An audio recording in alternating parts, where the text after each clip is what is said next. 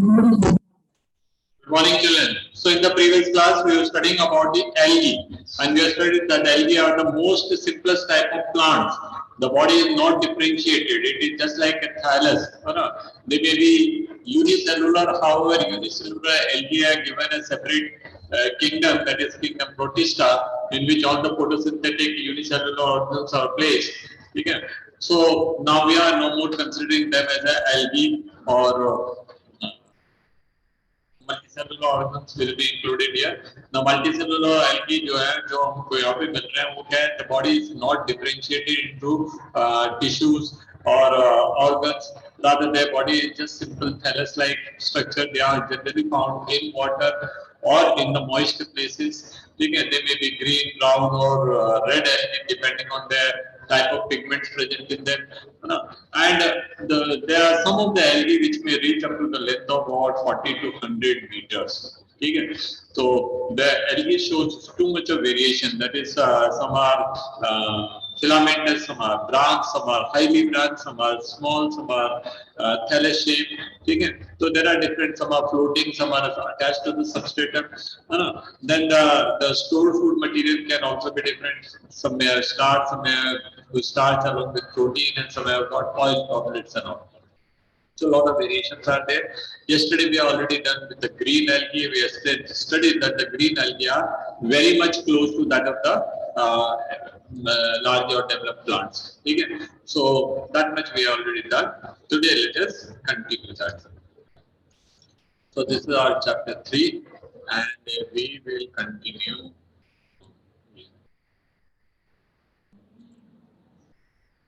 Theophysium पढ़ रहे हैं that is the brown algae are found primarily in the marine habitat कहाँ मिलते हैं समुद्र में मिलते हैं marine habitat मतलब sea water में sea water is actually when we talk about sea water that means it is salt water ठीक है so ये होंगे brown algae members of this are called brown algae and they are found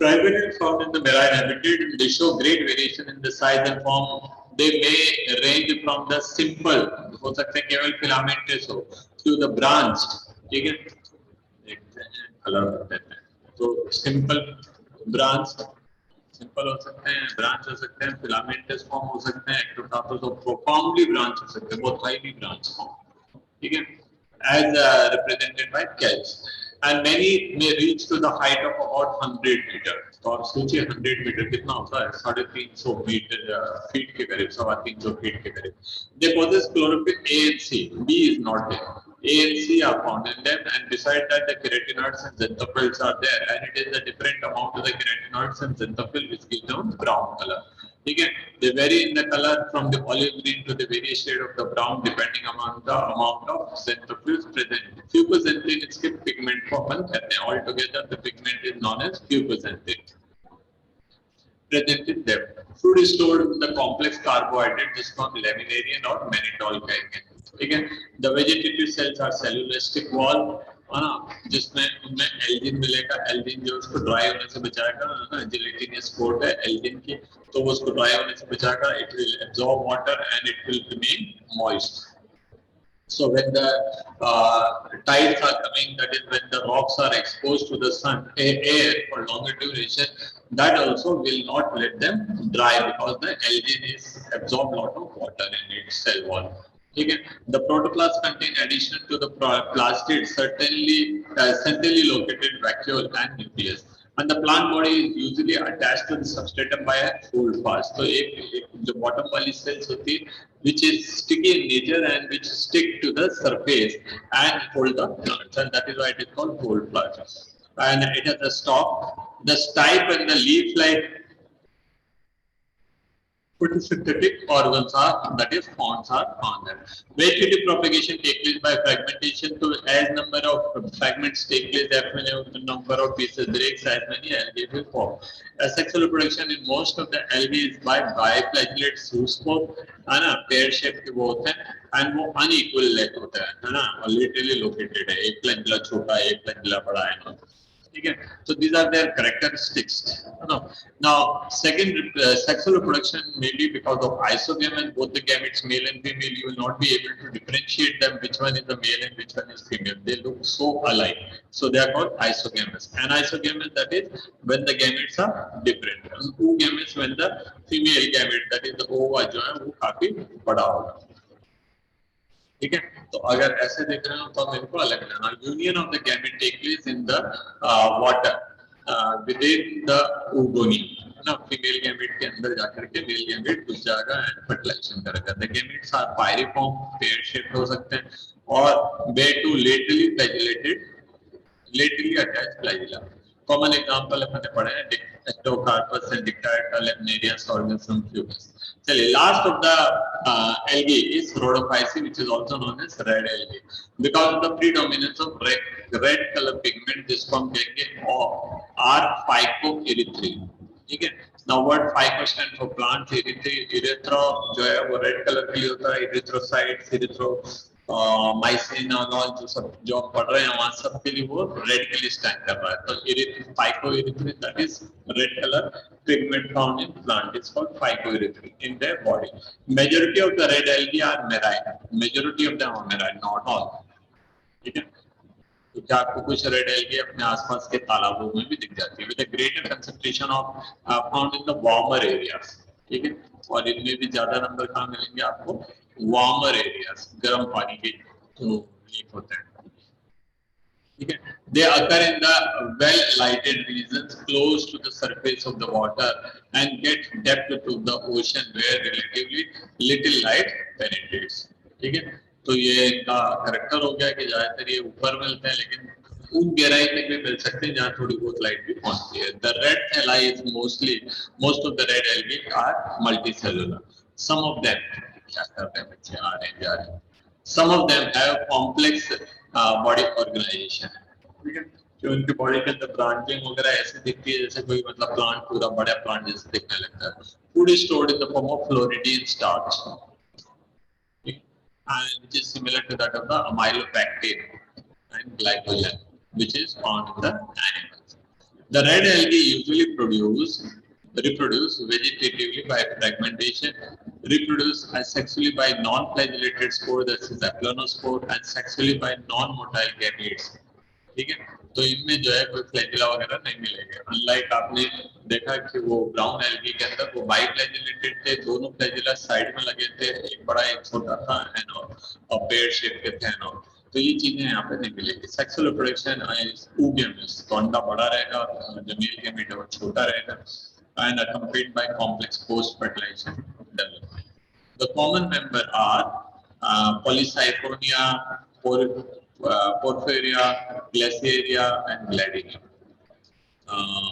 One thing I have to tell you, children, on the website you will get consent form. Please fill it and send it. वो Google form के form में आपको open करना है. You have to write whether you are ready to come to school or not. If you not come, you will not be able to entertain practical सेवा. एक बार ना बोलेंगे हम, फिर बाद में हाँ बोलना आपके लिए दिक्कत हो जाएगी. ठीक है. तो please read it properly, get your consent from your parents, and then get it हाँ कर दीजिए और अपने डायरी के अंदर एक पेज के ऊपर लिखवा के लाइए when you are coming to school. ठीक है. चलिए, डिवीजन ऑफ एल्गी जो हमने उसकी समरी यहाँ पे दे रखी है. देखिए, the common name, major pigment, food stored, cell wall, flagellar और नॉन फ्लैजिलर, किस तरह का उसका स्पोर्स है, क्या कहते हैं, गैमीट्स हैं और तो उन सब का तीन तरह के एल्गी हैं. Chlorophyceae, that is green algae, commonly they are called as green algae. Chlorophyll कौन सा? A and B टाइप का. Stored food is starch. Cell wall is cellulose. Flagellar number of the position of the insertion किसके अंदर, क्या कहते हैं, spores के अंदर. तो इसमें 2 से लेके 8 तक फ्लैजिला हो सकते हैं, है ना. एंड इक्वल एंड एपिकल, ऊपर की तरफ लगे रहेंगे और सारे के सारे बराबर रहेंगे. कहाँ पे मिलती है? Fresh water, brackish water, salt water, सब तरह के पानी में मिलेंगे. They are highly developed. In fact अगर इन तीनों में देखा जाए तो सबसे ज्यादा develop Chlorophyceae. Next is Phaeophyceae. Phaeophyceae is also known as brown algae. और इनमें क्या मिल रहा है? क्लोरोफिल ए मिलता है, क्लोरोफिल सी मिलता है, एंड फ्यूकोजेंथिन मिल रहा है. ठीक है. फ्यूकोजेंथिन जो है वो हम ब्राउन कलर के पिगमेंट के लिए नाम देंगे. स्टोर्ड फूड क्या है? Mannitol and laminarin. Stored food is mannitol and laminarin. Cell wall cellulose की है, बट उसमें एल्जिन मिल रहा है, which is absorbing water and not letting it dry. ठीक है. Even the low tides are there when the algae is exposed to air and sun, even for a longer duration. They will not let them dry because lot of water will be there in their cell wall. Elgin जो होता है वो, जिसको कि हमने ice cream वगैरह बनाने के लिए काम में लिया है, वो काफी सारा पानी मॉइस्चर अपने अंदर एब्जॉर्ब करके रखता है. ठीक है. फिर इनमें जो है फ्लैजिला मिलेगा. हाँ मिलेगा. कितने मिलेंगे? 2 मिलेंगे. कहाँ मिलेंगे? अनइक्वल. एक साइड में बड़ा, एक साइड में छोटा, लेटरल साइड में मिलेगा. ठीक है. एंड हैबिटेट कहाँ पे मिलते हैं साहब? ये फ्रेश वाटर में भी मिलेंगे, ब्रैकिश वाटर में, सॉल्ट वाटर में, सब जगह पे मिलेंगे. मेराइन होते हैं प्रिंसिपली, बट कुछ है जो बैक वाटर में और तालाबों में भी मिल सकते हैं. Rhodophyceae that is red algae. Chlorophyll A के साथ डी मिल रहा है. अब देखिए उसमें बी, इसमें सी, इसमें डी. और इसकी पिगमेंट को जो ब्राउन रेड कलर का होगा हम उसको कहेंगे फाइकोएरिथ्रिन. ठीक है. वहां का था फ्यूकोजेंथिन, या कहेंगे फाइकोएरिथ्रिन. स्टोर फूड, इसमें भी एक तरह का स्टार्च होगा, उसको फ्लोरिडियम स्टार्च कहेंगे. सेल वॉल, इसमें भी सेलुलोज की बनी है, but pectin and poly sulphate asters इसमें मिल सकते हैं.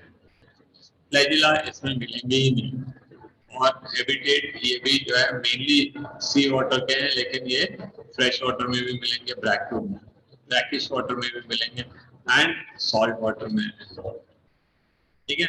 सो with this we come to the end of algae. Chapter complete हो जाएगा. चलिए नेक्स्ट पढ़ते हैं ब्रायोफाइट. तो आप कंसेंट फॉर्म जो है देख लीजिए और भर दीजिए. And some type of competitions will be there.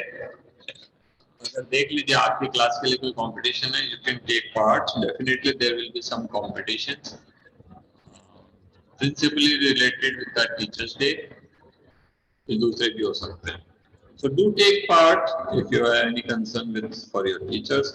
मत लीजिए अगर आपको लग रहा है कि टीचर्स स्कूल लूट मार करता है ना, जो भी आपकी मर्जी है. You know yourself better. हम पढ़ेंगे next of the next class of the plant kingdom, that is bryophyte. Plant kingdom को हमने 2 में डिवाइड करा था, that is cryptogams and phanerogams. Cryptogam को हमने 3 में डिवाइड करा. Thallophyta, which include algae. पहले fungi भी था, but now fungi is already given a different kingdom, so it has been removed. So now remain only algae there. Next, Bryophyta, the third one is Pteridophyta. They all 3 category of plant, that is the Thallophyta, Bryophyta, and Pteridophyta. They all are reproducing by means of spores, and spores are not visible by the naked eyes. And henceforth, those people of that time, when they were classifying the plants, इनको plant तो बोल दिया इन्होंने, because they are green and they got cell wall and all. But they were amazed कि ये reproduction कहाँ से करते हैं, इनमें तो कोई reproductive structure दिख ही नहीं रहे, because for them reproductive structure were only seeds. So they do not find any reproductive structure, that is the seed-like structure in them. So उन्होंने इनके लिए नाम दिया क्या? Hidden marriages. तो ये क्रिप्टोगैम का सेकंड क्लास है, दैट इज ब्रायोफाइट्स. क्या है देखते हैं. Bryophyte include various mosses and liverworts. 2 categories में हमने इनको कॉमनली डिवाइड किया. एक होते हैं मॉसेस और दूसरे होते हैं liverworts. Where the mosses appear like plants, है ना, हर्ब्स के जैसे दिखते हैं. मॉस है ये, जिसमें कुछ पत्ते जैसे स्ट्रक्चर दिख रहे हैं. We don't call them as leaves, ये गलत लिखा है. We call them as leaf like structure. And here we don't call them as roots, we call them rhizoids. Here main axis, we do not call them as stem, we call them as rhizome. Okay, and then there will be a capsule. So if this appears like this, तो हम इसको कहेंगे moss. दिया होगा C, a common moss funaria. ठीक है. और ये जो दिख रहे हैं, they are called liverworts. ठीक है. So there are 2 categories, liverworts and mosses. They are found growing commonly in the moist and shady areas. कहाँ मिलेंगे ये आपको? Moist and shady areas, not in water, but in the moist soil. Now moist soil कहाँ मिलती है? Usually at the banks of the river or pools or ponds or lakes or in the क्या कहते हैं where the waterfalls are there. ठीक है, जहाँ ऊपर झरने से पानी गिरता हो, तो ऐसी जगहों पे ही आपको मिलेगा। ठीक है, ऐसी जगहों पे ही आपको मिलेंगे। क्यों मिलेंगे वो अभी हम थोड़ी सी देर बाद पढ़ेंगे। एक तो रीजन है कि they do not have vascular tissue, xylem and phloem नहीं है, तो they will not be able to reach to a great height. वो ज्यादा से ज्यादा 2 फीट 3 फीट तक हो सके, 4 to 5 feet at the most. ठीक है, होते ही नहीं है वैसे, bryophyte never reaches to that. Mostly found in the moist and shady and in hills, जहाँ पे बहुत ज्यादा moisture रहता है। Bryophytes are also called as amphibians of the plant kingdom. हम क्या कहेंगे इनको? Amphibians of the plant kingdom. Now amphibian कौन होते हैं? कौन बताएंगे मुझे? What are amphibians? Amphibian क्या होते हैं भाई?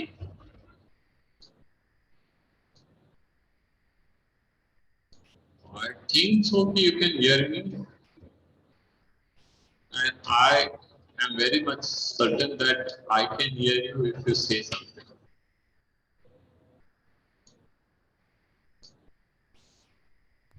Sir, amphibians are those which can live in water as well as on soil, or are as well as terrestrial and aquatic. Okay, very good. That is those plants which lives on land but they need water. मेंढक भी ऐसे होते हैं, they are living on land but they need water. अब जरूरी नहीं कि मेंढक पानी में रहते हो, लेकिन एटलीस्ट ब्रीथ करने तो उनको जमीन पे आना पड़ता है।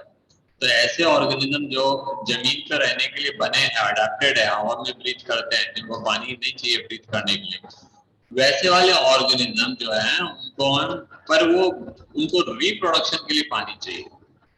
These are the organisms which lives on land, but for reproduction they need water. So amphibian plants like bryophyte and pteridophyte, they are also like that. वो sexual reproduction के लिए, gamete transfer के लिए they need water. To the transfer of the male gamete to the female gamete, water is must, and that is why they can survive, no problem. A plant bryophyte will survive without going in the water, without water coming to it. Moist तो है ही, इससे काम चल जाएगा, but reproduction के लिए they require physical presence of water. ठीक है, वहाँ मॉइस्चर से काम नहीं चलेगा, वहाँ ड्रॉप चाहिए, पानी का ड्रॉप। ठीक है, सो देखिए, because they can live in soil but are depending on water for their sexual reproduction. They usually occur in damp, humid and shaded localities. Shaded so that they may not lose much of water. ठीक है, तो ये damp and humid places में मिलेंगे। They play an important role in the plant succession on the bare rock. Now succession क्या होता है? ये पढ़ने के लिए हमको 15th chapter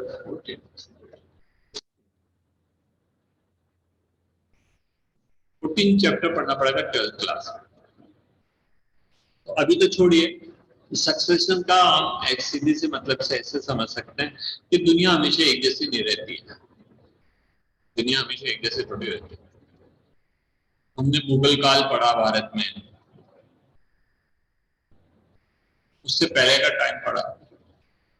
यूज्ड टू से, हर्ड पीपल सेइंग उस टाइम सोने की चिड़िया थी भारत, है ना, किसी भी चिड़िया को पकड़ लो और जेब में रख लो, सोना बन जाता था। नहीं, ऐसा कुछ नहीं। हाँ, व्हाटएवर यार, तो वो उस टाइम फिर मुगल्स आया, वो सारा लूट के ले गए, गजनी आया, खूब लूट के ले गया। Anyway, then they started encroaching Indian land and they started, क्या कहते हैं, रूलिंग इंडिया। फिर ब्रिटिशर्स आए, फिर हमारी सरकार आई, and the loot is still continues. Mughals आए, लूटे, फिर अंग्रेज आए, खूब लूटे, अभी वाली सरकार आई, वो तो बहुत ज्यादा लूट रही है। आपको लग ही रहा होगा लूट रहे हैं, हमारे पैसों पे मौज फूल कर रहे हैं सारे मिनिस्टर्स। चलिए इन बातों पे तो हम घंटों बात कर सकते हैं, उससे कोई मतलब नहीं। कहने का मतलब क्या, दुनिया हमेशा एक जैसी नहीं रहती, world is continuously changing. Same is true with other places, living world भी ऐसे चेंज हो रहा है। जो फॉरेस्ट आज आपको दिख रहा है वो फॉरेस्ट हमेशा वैसा नहीं था, करोड़ों अरबों खरबों साल पहले चल जाए, जब no life existing on earth. चलिए हमको इसको दूसरे तरीके से पढ़ते हैं। यहाँ कई वल्केनो इरप्ट हुआ, volcano, you know volcano, volcano erupt, और यहाँ लावा पिघल गया, लावा, and lava has covered the kilometers of area. Now lava is mainly containing minerals. No humans. वहाँ कोई मरी हुई चीज है ही नहीं, तो ह्यूमंस कहाँ से आए? कोई लाइफ है ही नहीं। लावा was so hot for that several years, वो तो ठंडा होने में कम से कम उसको 1-2 साल लग गए, several months। उसके बाद वो ठंडा हो गया। अच्छा, अभी उसमें कोई आकर के कोई पेड़ कैसे सरवाइव करेगा, बिकॉज देयर नो ह्यूमंस। आपकी छत पे पेड़ उग जाते हैं क्या? छत पे आए नहीं उगते। क्यों नहीं उग रहे भाई? आप पूछो क्यों नहीं उग रहे? क्योंकि वहां कोई ह्यूमंस ही नहीं है ना। Some time what we find that वो जो हमारी छत के किनारों पे कोनों पे कुछ मिट्टी विट्टी सी आ जाती है, एंड उसमें पेड़ उग जाता है। क्यों उग गया भाई? Because that has got humans. वो जो मिट्टी आई है उसके अंदर कुछ तिनके भी थे, उसके अंदर कुछ कभी कोई बंदर वंदर कुछ करके गए होंगे, वो भी होंगे, कुछ बर्ड्स वर्ड्स का कुछ वो भी होगा, तो that all had humans, and that humus is sufficient for a plant to survive. अब ये रॉक में कोई ह्यूमस कहाँ से आएगा? तो बंदर भी नहीं जा रहा वहां, पेड़ ही नहीं है, तो क्या करेगा? चिड़ी भी नहीं जा रही वहां, कुछ है ही नहीं, there is no plant, no humus. तो सबसे पहले वहां पहुंचेंगे lichens. The lichens will be the first organism because they can survive without humus. So lichen is a symbiotic association of fungi and algae. ऐसा अपन ने just previous to this chapter we are studying. Now lichens क्या है? It has got algal and fungal parts. Fungal part को हम कहते हैं mycobind and algal part को हम कहते हैं phycobind. So mycobind, that is the fungi, that can absorb moisture from the atmosphere, and they can grow on this lava, and they secrete some type of chemical which can even dissolve the minerals. So minerals and water they got, they will pass it to the algal part, mycobind. Mycobind क्या करेंगे? They will use it and carry out photosynthesis, and some they will feed to the fungi, and rest they will consume. So this is how their number will start multiplying. 1 के 2, 5, 8, 10, 16, 32 करते हुए पूरा rock को वो ले लें. When they die, they add humans. Next comes bryophyte. फिर bryophyte कई सालों तक ग्रो करेंगे, फिर वो और ऊपर चला जाएगा. Then will come pteridophyte. Then will come larger trees. बीच में एनिमल्स भी आते हैं. ठीक है, तो ये एक सीरीज ऑफ चेंजेस जो हो रहे हैं इसको हम कहते हैं सक्सेशन. सक्सीड कर रहे हैं, एक को दूसरा, दूसरे को तीसरा, तीसरे को चौथा, that is called succession. Biological succession, ecological succession. तो ये प्लांट सक्सेशन उसका रोल है, पार्ट है. ठीक है, the plant body of the bryophyte is more differentiated than algae. Algae भी तो कोई डिफरेंशिएशन नहीं था. कुल मिलाकर के algae was just looking like an thallus in which there are some cells are there, no tissues are formed, no organs are formed. यहाँ पे थोड़ा differentiation हो गया. इसमें आपको root like structure, rhizome, stem like structure, rhizome and leaf like structure मिलेंगे. So you will get a certain type of organs. Root like structure which are called rhizome, stem like structure that is called rhizome, leaf like structure that is called leaf like only type. अब like क्यों बोल रहे भाई? Leaf है तो leaf बोलो, stem है तो स्टेम बोलो, रूट है तो रूट बोलो, लेकिन वो लीफ, स्टेम एंड रूट नहीं है. क्यों नहीं है? क्यों नहीं? Why can't we call it as a root, stem and leaves? The reason is very simple. क्या? Reason is that कि इनके अंदर vascular tissue नहीं है. Until and unless some organ has got vascular tissue, we cannot call it as a true root or the stem or the leaves. सच्ची तरीके से अगर उसको root, stem, leaves कहलाना है तो they have to have vascular tissue, xylem and phloem. So since they are lacking vascular tissue, we'll just call them root-like, stem-like and leaf-like structures.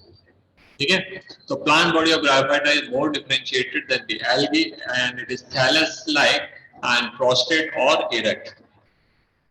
ठीक है? It is attached to the substratum by unicellular or multicellular rhizoids, hair-like growth, जो उसको जमीन से चिपका के भी रखेंगे and they will absorb moisture also and nutrient also.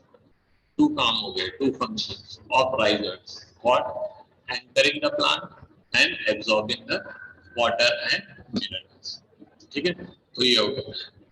They lack true roots. Important. Yeah. They lack true roots, stems or leaves. आपकी तरह से हम उनको root, stems and leaves नहीं कह सकते. येलो में ग्रीन कलर मिलाएंगे तो क्या हो जाएंगे? ब्लू हो जाएंगे? नहीं हो रहा. वापस येलो कर देते हैं इसको. नींद आती है तो खेल लेना चाहिए.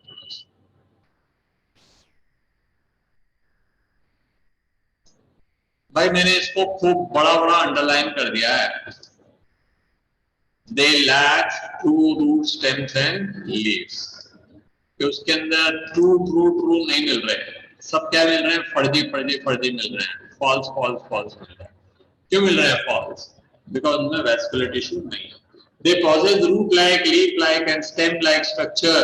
The main body of the bryophyte is haploid. Haploid का क्या मतलब होता है? Anybody? Haploid means मैंने बता चुका था तुमको haploid क्या होते हैं. Anybody? सोहम क्या तो बताते रहते हैं. हिमांशी तुमको कुछ बोलना है? प्रतिष्ठा, Yuvika, take part in active participation in the class. Haploid क्या होते हैं? सोहम? Yes, सोहम बोलिए. A cell that contains a single set of chromosomes are called haploid. हाँ, very good. देखिए बच्चे, अभी अपन 11th क्लास में. Don't leave anything for tomorrow. आज की पढ़ाई आज ही करनी है. गुड बेटा सोहम, आज की पढ़ाई आज ही करनी है. अगर आज की पढ़ाई आपने कल के लिए छोड़ी ना तो कल की पढ़ाई समझ नहीं आएगी. और एवरीडे की पढ़ाई करनी है. अगर किसी दिन आपने छोड़ दिया फर्स्ट चैप्टर, सेकंड चैप्टर, बोले यार पढ़ लेंगे बाद में, वो काम नहीं आएंगे. चैट पे किसने जवाब दिया था? Somebody answered in chat also. Cell, no. हाँ, तो haploid is the one जिसके सेल्स में केवल one set of chromosome मिलते हैं. हमें 2 सेट्स मिल रहे हैं, एक फादर से आया, एक मदर से आया. So we are diploid. Algae are haploid. Algae तो होती हैं, हम तो bryophyte पढ़ रहे हैं. तो bryophytes are also haploid. ठीक है? So the plant or the main body of the bryophyte is haploid. Main body. The main body के मतलब क्या? फिर उसमें सप्लीमेंट्री बॉडी भी रहती है. तो रहती है. कैसे रहती है? देखिए, इनकी मेन बॉडी वो होगी जो ज्यादा टाइम तक जिंदा रहे, है ना. इनकी बॉडी में 2 फेस होते हैं. ये 2 जिंदगी जीते हैं. एक जिंदगी होती है गैमेटोफाइट, दूसरी जिंदगी होती है स्पोरोफाइट. नाउ हम इसको पढ़ेंगे यहाँ पे, है ना. देखिए, इट प्रोड्यूसेस गैमीट. जो मेन प्लांट है वो क्या है? वो गैमीट बनाता है. और गैमीट बनाने वाले को हम क्या कहेंगे? Gametophyte. It produces gamete, hence it is called gametophyte. It produces gamete, hence it is called gametophyte. कौन बना रहा है gamete? The main body. Main body क्या है? Thallus shape की. ठीक है? Sex organs in the bryophyte are multicellular. Sex organs. Bryophyte में कैसे होते हैं? Multicellular होते हैं. कौन कौन से होते हैं? Male reproductive organ को हम कहेंगे Antheridium and female reproductive organ को हम कहेंगे Archegonium. तो मेल ऑर्गन है male sex organ antheridium, female sex organ archegonium. Male sex organs will make antherozoids and female sex organ will make egg. Antherozoid जो होते हैं वो काफी सारे नंबर में बनते हैं, काफी सारे, ठीक है। अब आपको मालूम है मेल गैमेट हमेशा हजारों के नंबर में गैमेट बनाता है, सो that it can ensure that at least one of them may reach to the archegonia और एग और दी, हम यूनिवर्सली एग ही बोलते हैं फीमेल गैमेट को, चाहे वो प्लांट में हो चाहे एनिमल्स में, ठीक है। तो फीमेल गैमेट जो होते हैं वो गिनती के बनते हैं। Male gametes are always producing such a large number so that it ensure that कुछ ना कुछ तो जाके वहां फर्टिलाइज करे लेगा, ठीक है। Male gametes are known as antherozoid, female gametes are called egg. Male gamete producing structure is called antheridia, female gamete producing structure is called archegonia, ठीक है। फर्टिलाइजेशन कहाँ होगा? इंटरनल होगा, मींस देखिए क्या बनता है,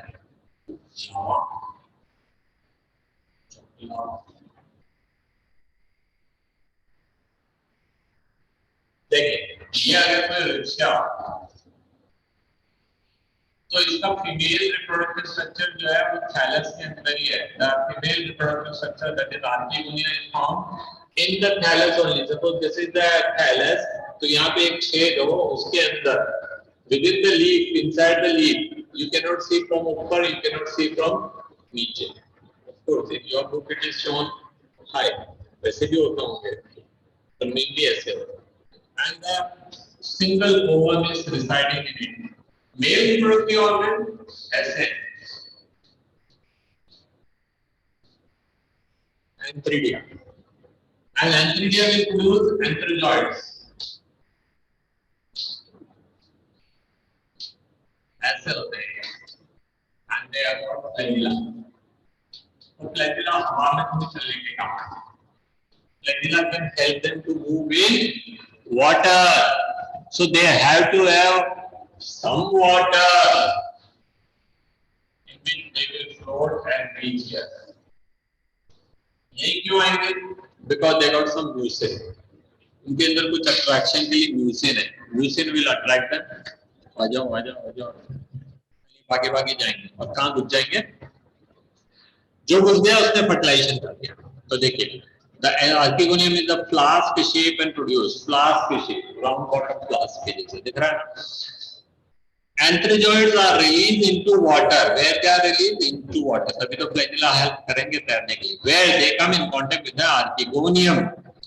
The antherozoid fuses with the egg to produce zygote. Now zygote कैसा है? 2n हो गया, n वाला गैमीट बना मेल का, n वाला गैमीट बना फीमेल का।